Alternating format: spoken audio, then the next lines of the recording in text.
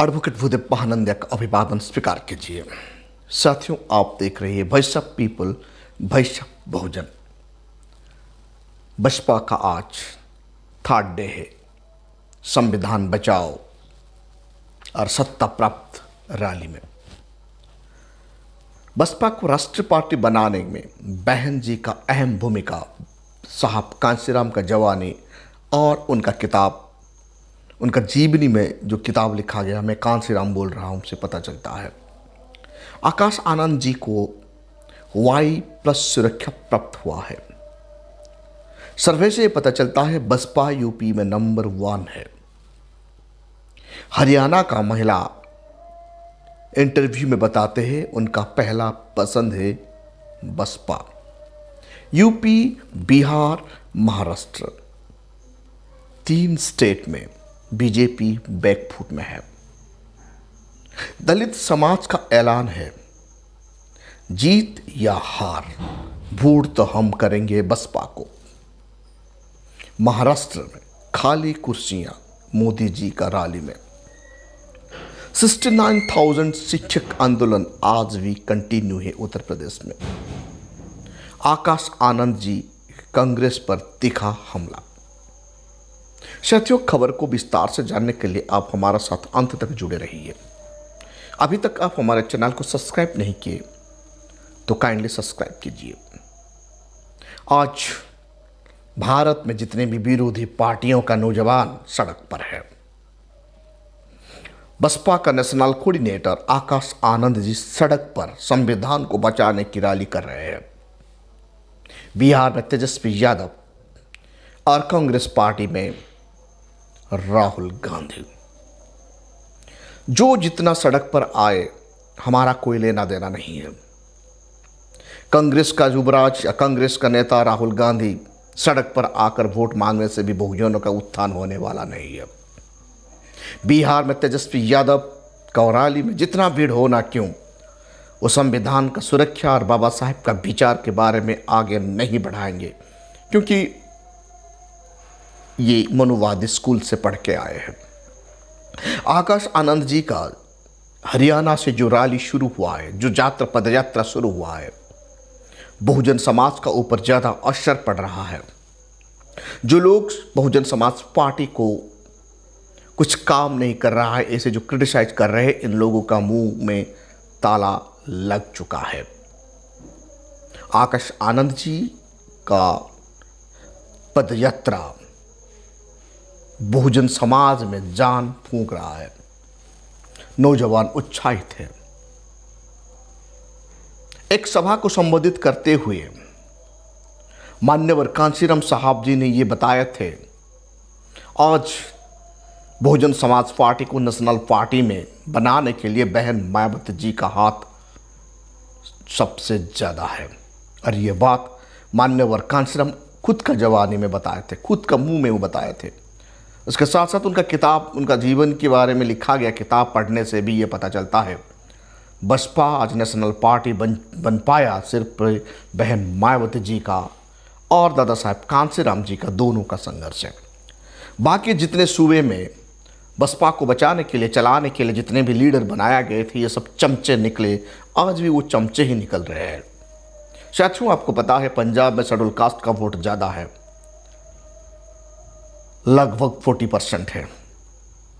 फिर भी आज तक वहाँ हम अच्छा प्रदर्शन कर नहीं पाए। कारण पंजाब का शेड्यूल कास्ट बसपा को, दादा साहब कांशीराम को साथ नहीं दिए। ऐसे ही उड़ीसा में शेड्यूल कास्ट, शेड्यूल ट्राइब दोनों का वोट 40% से ज़्यादा हो जाता है। फिर भी वहाँ आज तक बसपा मजबूत हो नहीं पाए, क्योंकि वहाँ का अम्बेडकरवादियों ने कभी भी बसपा को साथ नहीं दिए। तीसरे नंबर पर और एक स्टेट आता है वेस्ट बंगाल। वेस्ट बंगाल में लगभग 41+ शेड्यूल कास्ट वोटर है।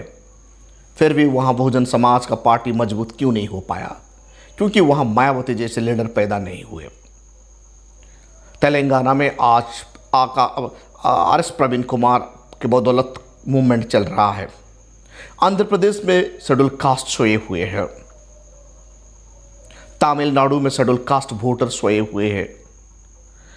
तमाम सूबे में बसपा को बहन जी जैसे वर्कर नहीं मिला, इसीलिए बाबा दादा साहेब कांशीराम को बहुत मेहनत करना पड़ा, नहीं तो हम कब से भारत का कुर्सी में बैठ जाते। बड़ी शर्म की बात है ये। फिर भी आज कुछ दलाल और कुछ चमचे बसपा को क्रिटिसाइज करते हैं। ऐसे लोग क्रिटिसाइज करते हैं जिसका कोई भी कंट्रीब्यूशन नहीं है समाज को जगाने के लिए और समाज को आगे बढ़ाने के लिए।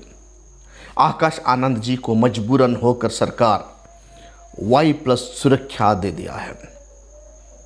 आकाश आनंद जी अब सुरक्षित रहेंगे। उनका सुरक्षा के लिए हर वक्त 11 कमांडो तनाव रहेंगे उनका साथ। यूपी का सर्वे में, सोशल मीडिया का द्वारा एक सर्वे हुआ। उस सर्वे में ये सामने आया कि बहन मायावती जी सबका पसंद है, पहला पसंद है। दूसरे नंबर पर अखिलेश यादव आते हैं, तीसरे नंबर पर योगी आदित्यनाथ जी आते हैं। यानी बसपा थर्ड पोजीशन में आ चुका है, बीजेपी थर्ड पोजीशन में आ चुका है। बसपा नंबर 1 पर और समाजवादी पार्टी नंबर 2 पर आ रहा है। हरियाणा में जब महिलाओं का साथ बातचीत हुआ तो वहां पता चलता है उनका पहला पसंद है बहन जी। इसलिए हरियाणा का जितने भी महिला ये बताते हैं उनका वोट सिर्फ बसपा को ही जाएगा। यूपी, बिहार, महाराष्ट्र, ये तीनों स्टेट बीजेपी कमजोर है। यूपी में बीजेपी 15 से 20 सीट ही प्राप्त कर रहा है। बिहार में बीजेपी डबल डिजिटल नंबर प्राप्त कर नहीं पाएगा। महाराष्ट्र में बीजेपी का स्थिति बहुत खराब है। दलित समाज का ऐलान है, जीत या हार, हमारा वोट सिर्फ बसपा को ही जाएगा। क्योंकि दलित समाज ये जानता है जब उनका वोट इकट्ठा होकर गिरता है तो ताकत बनता है। हार जीत का कोई मायना नहीं रखता। Schedule caste, schedule tribe, OBC का वोट इकट्ठा गिरेगा तो मनुवादी थरेगा। इसीलिए दलित समाज लोगों का ऐलान है, जीत या हार, हमारा वोट सिर्फ बसपा को है। यही बात चाहते थे बाबा साहेब अम्बेडकर। 1947 दिसंबर में वो बताते हैं, हमारा वोट सिर्फ एक ही पार्टी को, जो बहुजन समाज का हितैषी है, दलितों का हितैषी पार्टी को गिरना चाहिए, ताकि हम ऐसे स्थिति में आ सके, मजबूर कर देंगे मनोवादियों को कंप्रोमाइज करने के लिए। इसीलिए दलित समाज का ऐलान बिल्कुल सटीक है। जो बाबा साहेब को जानते हैं वो लोग वैसे ही करते हैं। हमारा लिए जीत हार का कोई मायना नहीं रखता। हमारा वोट परसेंटेज कितना बड़ा है और कितना ताकत हो के हम उभरे हैं, तब जाके बहुजन समाज को कोई भी ललकार नहीं सकता। महाराष्ट्र में नरेंद्र मोदी जी का मीटिंग हो रहा था, खाली कुर्सी था, वहाँ कोई भी लोग सुनने के लिए तैयार नहीं थे, सब कुर्सी छोड़ के चले गए। यहाँ से पता चलता है बीजेपी का जनाधार कितना खिसक गया है भारतवर्ष में और महाराष्ट्र में। 69,000 शिक्षक आज भी उत्तर प्रदेश में आंदोलनरत है। सरकार उनका बात नहीं सुन रहा है। 69,000 शिक्षक का आंदोलन सरकार का ऊपर ज़्यादा असर होगा 2024 लोकसभा चुनाव में बीजेपी को माइनस होगा। आकाश आनंद जी उनका इंटरव्यू में कांग्रेस पर तीखा हमला करते हैं। लोग कहते हैं बसपा बीजेपी का बी टीम है। ये भी लोग कहते हैं बसपा शून्य पर आ गया है। फिर भी क्यों कांग्रेस वाले, समाजवादी पार्टी वाले क्यों बसपा को ही और बसपा का अहमियत क्या है क्यों नहीं बताते। आप लोगों को पता है 10 सीट में बसपा 2019 इलेक्शन में जीत चुका है। उसके साथ लगभग 27 से 30 सीट में बसपा सेकंड पोजीशन में था। बसपा का वोट मजबूत है, बसपा का वोट बैंक कभी भी गिरता नहीं, बसपा का वोट बैंक संतुलित है। इसीलिए कांग्रेस को डर है, समाजवादी पार्टी को डर है। समाजवादी पार्टी सिर्फ परिवार पार्टी बन चुका है और कांग्रेस का जनाधार उत्तर प्रदेश में बिल्कुल जीरो है। ऐसे लिए कांग्रेस और समाजवादी पार्टी बसपा को बीजेपी का बी टीम कहते हैं। असलियत में कांग्रेस ही बीजेपी है, बीजेपी ही कांग्रेस है। जब जब कांग्रेस मजबूत होता है, बीजेपी का सारे लीडर कांग्रेस में आके ज्वाइन कर जाते हैं। जब जब बीजेपी मजबूत होता है, कांग्रेस का सारे लीडर बीजेपी में जाके ज्वाइन कर जाते हैं।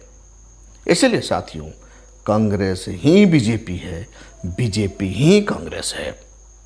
बीजेपी हार्डकोर हिंदुत्व का प्रचार प्रसार करता है तो कांग्रेस सॉफ्ट हिंदुत्व का प्रचार प्रसार करता है। मतलब दोनों ही मनुवादी का सोच रखते हैं।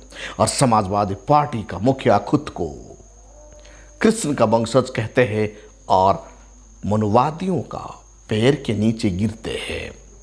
यानी अंबेडकर का विचार, अंबेडकर का सोच ही इन लोगों का दिल में नहीं है।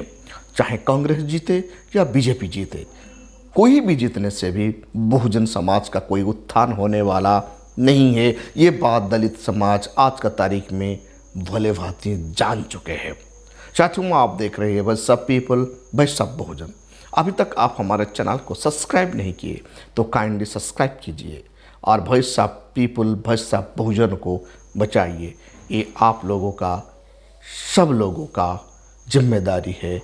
Voice of people, voice of बहुजनों को बचाना, सब्सक्राइब करना और हमारा आवाज़ को, खास करके बहुजन समाज का आवाज़ को हर किसी का पास पहुंचाना हमारा ये प्राइमरी रिस्पॉन्सिबिलिटी बन जाता है। Thank you.